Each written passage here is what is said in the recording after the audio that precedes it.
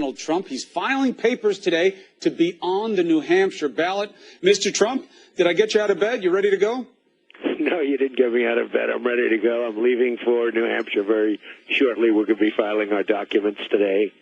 All right. That'll be very exciting. So you'll be on the ballot there. The polls show that you should expect to do well. The polls are all over the place, to be frank. Quinnipiac, the national no-show polls show you locked up with Carson, as you know. They see a big bump for Rubio and Cruz after the debate.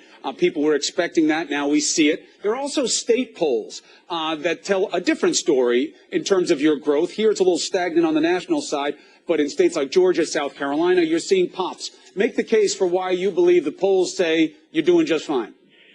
Well, one just came out in Florida, and I'm way ahead. Just came out a little while ago, and I'm way ahead.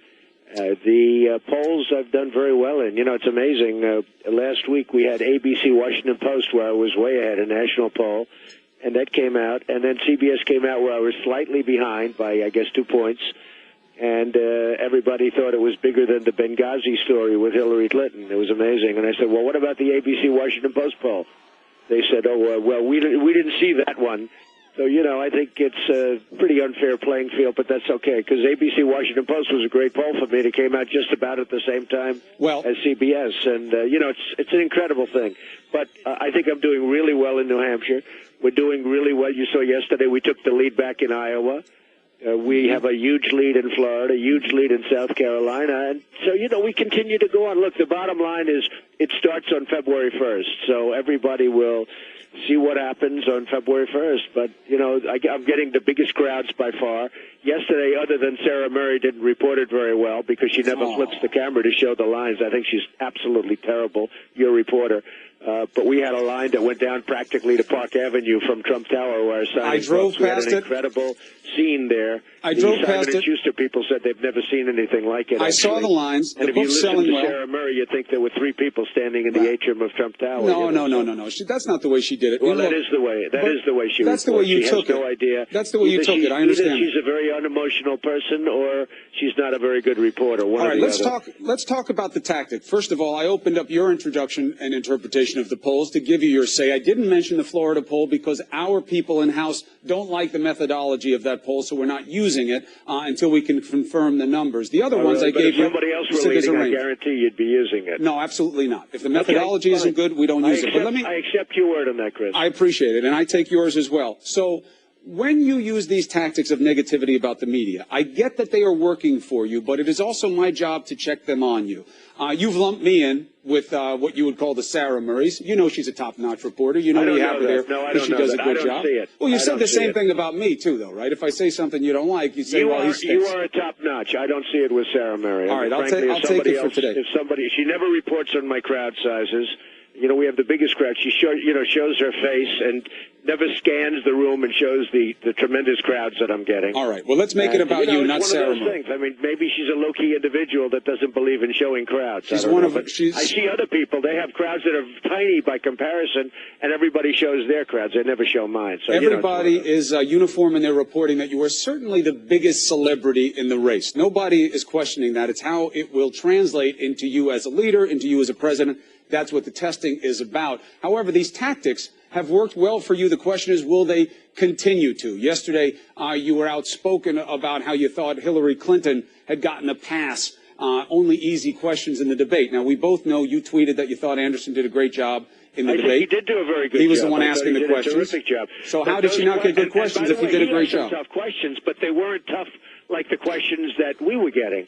And the questions that I was getting, it wasn't even a question from John Harwood. He was making wise guy statements with the questions. Right, but that's one example from one guy. He's a terrific person, by the way, and he asked him a question about me, and Governor Huckabee let him have it. I thought he did a great job. So the difference is I thought Anderson Cooper did a great job, but comparison, and they were tough enough questions, but they weren't tough like us, and ours weren't even questions. They were statements given over by the moderators. I know, but Mr. Trump, can you imagine what would happen if he came out against Hillary Clinton? Here were his first questions. Will you say anything to get elected? Do you change your political identity based on who you're talking to? Are you a progressive or a moderate? He then looks at Bernie Sanders and says, is there anybody else here who's not a capitalist? And then starts to dictate what he says is the GOP made-to-go ad against him as a socialist who honeymooned in Russia. These were heavy blows that Anderson brought. He tested them. He showed what you want to see in a debate, which is when I punch you in the nose, how do you respond? And this would be something you should embrace, right? Well, the question is, did he talk about the emails in any great length? He asked Bernie Sanders. Bernie Sanders somehow gave her a pass. That was the end of Bernie Sanders' did, not Anderson Cooper. That was Bernie's judgment, not Coop's. No. But did he ask? Did he go into the Sure emails with Hillary during the question? Sure, right? he did. Sure, he did his job. But this is about you guys, not about the media. No, I understand that. There were other things. I mean, there were a lot of things that could have been asked of Hillary that could have been very nasty. So nasty that I don't even want to bring them up.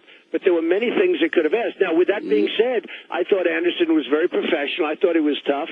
But if you look at the questions that were asked of us, they were much tougher than that.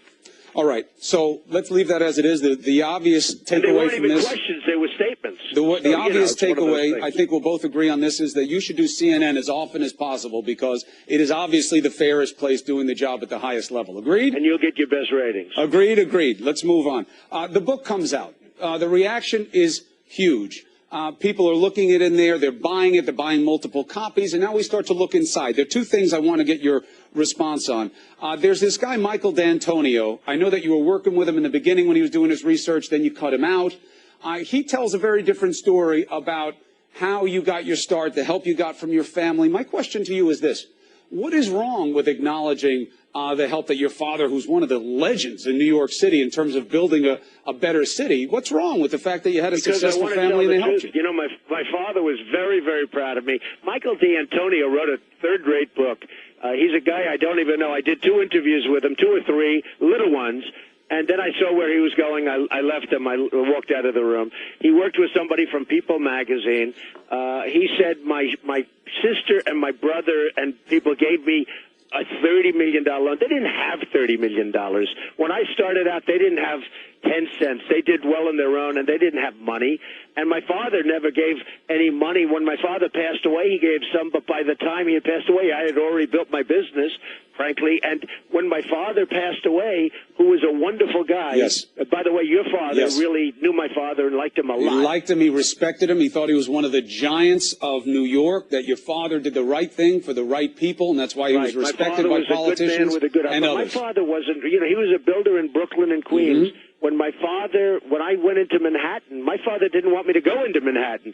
My brothers and sisters didn't have money until my father passed away, because when my father passed away, they got something from my father. Not nearly as big as people think, but they got something from my father. Whatever my father left, it was split up. Don't forget, I have 2 brothers, 2 sisters, me, and other people got things, okay? All right, so I don't understand. Listen, just so you understand, by the time it was all split up, then we had a thing called estate tax, which is a massive tax, so you have to pay estate tax or whatever you got.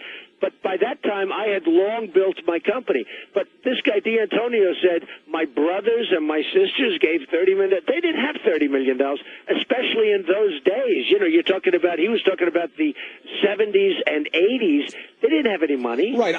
My point of the question is, I know your family's history very well. Right. Your father is basically beyond reproach as far as I'm concerned in terms of what he did for the city. I just don't get what's wrong with acknowledging that he helped you early on. They used to use the same beauty parlor in Queens, and I think they really loved each other. My mother thought your mother was one of the great ladies, and by the way, so do I. Well, look, you certainly won my mother over. She's already going to give me a nasty talk this morning for asking too many questions. You should have let Donald talk. But I'll deal with her when I get off with you. I'm just asking that question because it shows... You just heard my answer. My answer was, my father was totally supportive. I learned he was my mentor. He was my best friend. But my father didn't have that kind of money where he could give that kind of money out. My father didn't want me to go into Manhattan. And I took a small loan, and it was relative. When I say small compared to what I built. I mean, I have a net worth of much more than $10 billion. So anybody that can take a small amount of money and build up that kind of a net worth. And I'm not saying that, and I also own some of the great assets of the world, including Turnberry in Scotland and Doral in Miami, hundreds and hundreds of acres right in the middle of Miami, right. And Trump Tower and many other buildings all throughout. The Bank of America building in San Francisco, a big chunk of that, 1290 Avenue. I have some of the great real estate assets. And, so it's not just like they throw off X dollars. They throw off a lot. I have very little debt. You saw that because when I did my filing, and a lot of people said, oh, well, he'll never file because, but then I have all these people writing books about, I got this, I got that. I got peanuts. Brooklyn wasn't worth it. I mean, I've heard numbers where I was given so much money. Brooklyn wasn't worth that kind of money at that time. You're talking about a long time ago. When I built the Grand Hyatt Hotel, in fact, I got Hyatt to put up a lot of the money because, frankly, to put up that kind of money coming out of Brooklyn and Queens was impossible. But I built the Grand Hyatt Hotel. I understand. I just wanted you to give a chance to correct the record because it was set up like you were moving away from your dad. I wanted to give you a chance to answer. I have a cousin who calls me all the time, and he sort of does like a family tree. And he said, you know, Donald, someday you're going to have to correct all these horrible books.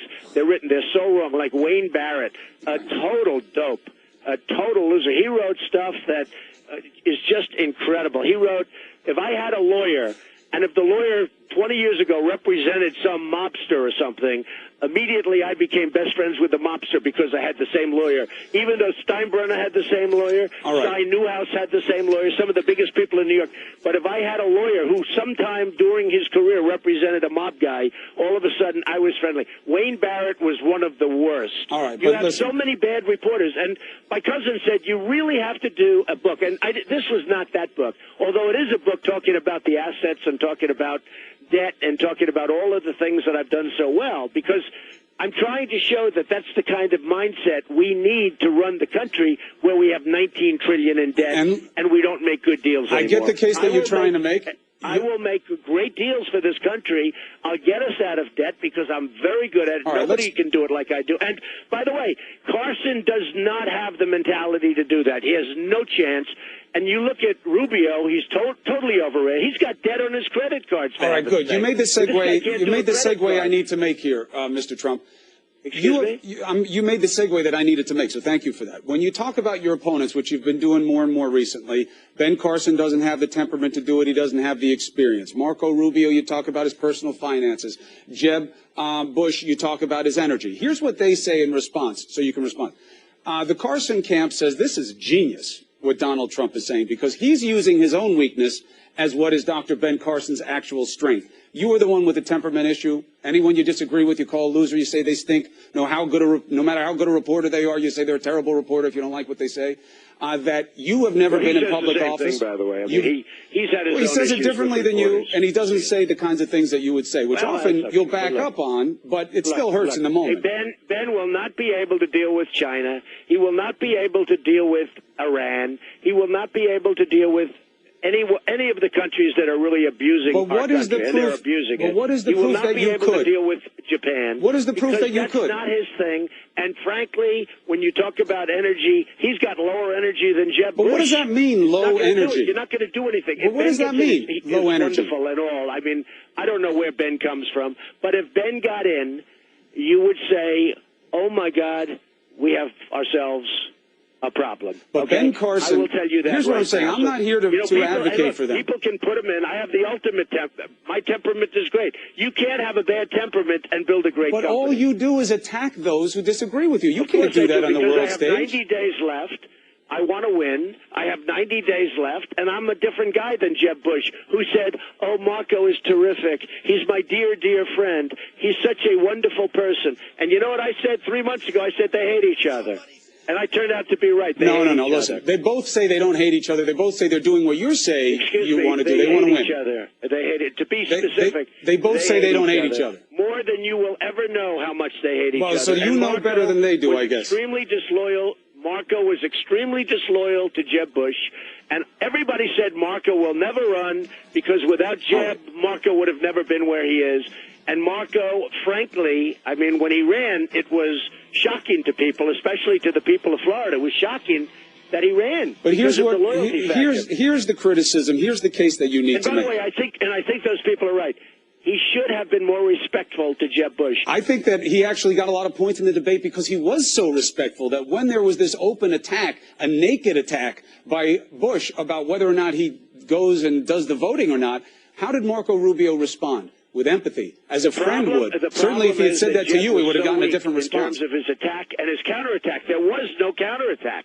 No, I mean, but I'm saying Marco Rubio didn't counter. What Jeb should have done is he should have then refuted what Marco had said, because Jeb had the better argument, but he was a bad messenger. Well, maybe that's your take. What I'm saying is this. That's not my take. That's everybody's take. No, it's not everybody's take. Well, we don't know what everybody's take is. You only know what you say. He had a counterattack. He attacked him, and that was fine. And his message was not as badly delivered as people said. Here's what I'm saying. He attacked. The problem was Marco then went on talking about how wonderful it is that he didn't vote, which is wrong, and other things. And then Jeb just stood there and didn't say anything. All right, here's the point. You cannot effectively think that you're going to win to be president by just attacking the opponents all the time. It has to be what you're going to do, what is positive, how you will do it. I've said what I'm going to do. Well, you say what you want to do. Deals where we're losing billions and I know, but you have to do more. You have to say how you'll do it. Finest trade deals. Right now, we're suckers for the rest of the world. I'm going to start immediately with renegotiating our trade deals. I'm going to build up our military. I'm going to take care of our vets. I'm going to get rid of Obamacare and replace it with something much better. That all sounds good, but the devil is in the details. I've said this 100 times. I mean, unfortunately, you have me followed by Sarah Murray, and she doesn't know what she's doing. Listen, Mr. Trump, you have to stop insulting people who do their job. To use another good word. It's not. Nor does she report the energy in the room. Look, she stands there like, there's 12 people in the room. She is a good reporter. You know she's a good reporter. You were nice to her yesterday when you saw her at your book signing. But now you use this tactic of attacking her. Report the same night. She didn't even show the lines of people. Oh, so what? She didn't show the lines. People know how many people were there. You tell everybody. It stretched, excuse me, it stretched all the way down to Madison Avenue from the door. 3 and 4 abreast. I get it. We know that there were big crowds. People standing there. We get that there were big crowds. We cover it all the time. I get as much criticism for doing the interview with you, how I do it, as I do for having you on in the first place, because they say you get so much attention. I doubt that. I guarantee you this. If Sarah Murray, if there was nobody at the book signing, Sarah Murray, she would have covered it. Then she would have showed all the empty space. But I don't think you have a good case that the media is mean to you. I just don't think you have a good case. You get the most attention. That's because she's incompetent, or she doesn't like me, or maybe she's given instructions from up above. Oh, please. Who knows? Listen, I don't really you care. know she's not getting instructions. You know you get the most attention. I'm sure, yeah. CNN is very straight, I'm sure. Oh, you see now? You went from saying CNN is good, that we do a good job, now you're taking a shot at us. No, That's what I'm pointing out. The reporter that covers me. I think she's terrible. All right, let's talk about Saturday Night Live. Nothing wrong with that. Let's change. I can't have you going after Sarah Murray. I'm going to have to come find you after this. You'll defend her later. I'm sure she'll defend herself in a very timid way. Well, she's doing a good job. You got she's not. Listen. She's not reporting accurately. I'm telling you. She's not reporting accurately. She is reporting accurately. You just don't like the reporting. Rooms. I go into rooms, I have 4,000, 5,000, 6,000 people. When she reports it, you'd think there were 5 people there. And the people are going crazy, and they love, we're going to make America great again. They go crazy, and she stands there reporting, well, I'm here. Never talks about the crowds, the crowd size. You cannot. Usually, she reports when everyone is left, and she's standing in an empty room. All right. No, that's not good reporting. Mr. Trump, that's your perspective on it. There's got to be an agenda someplace in CNN. Listen, her agenda is truth, just like the rest of us, and when you don't like it, you attack us, and it works with your supporters. Let somebody else have her. All right, let's talk about Saturday Night Live. Let's end it on a funny note. So you're going there to do it. I was very surprised that they invited you because I thought you were at war with them. Then all of a sudden they wanted to have you on. You say it's because of ratings. You're never at war when you get great ratings with a network, okay? Well, and nobody gets ratings like me. Do you think that you would have had 24 and 25 million people watching CNN and watching Fox? No, I don't. But I'll tell you what. I don't think the popularity. I don't think the popularity is enough. You think if Rubio was there, where you would have had 2 people watching? I think that you help ratings. There's no question about it. I see it my minute by minutes. It's one of the reasons that we get frustrated that you don't do everybody evenly. You like to go to the safe harbors where they give you a pass. You don't like to come on. This is where they treat me fairly. Well, do you think I treat you fairly? I won't comment on that. Oh, go ahead. come I'm not on. talking about you. By the way, and I'm not talking about you. I'm talking about CNN. All right, but I'm talking about me. I only do this one show. I like to go to places where I get treated fairly. Do I treat you fairly on New Day? I like you, and I like your treatment, and I do think you're fair, but your other people, I can tell you, do not. All right, well, look, that's your opinion. I'm just saying, no matter how you feel about Michaela Pereira, I want you to know that I still invite you on New Day whenever you want to come on because you're relevant, you're the front runner. Let's talk about SNL. What are we going to expect from you out of this? Why are you doing it? Well, I think because Lorne Michaels, actually it started off as a skit, and when I said, all right, I'll do it. and they took it up to Lorne Michaels, who's an amazing guy. He's run Saturday Night Live brilliantly for many years, and he's a friend of mine and all. And he said, well, wait a minute, Donald's agreeing to do the skit. Would he do the whole thing? And they came back, and he called me. He said, would you host Saturday Night Live? And I said, you know what, I would, because it's an honor. You know, I did 60 Minutes a few weeks ago where Putin was with me. We were stablemates, right? And they got tremendous ratings on that show, among the highest ratings. They did really well.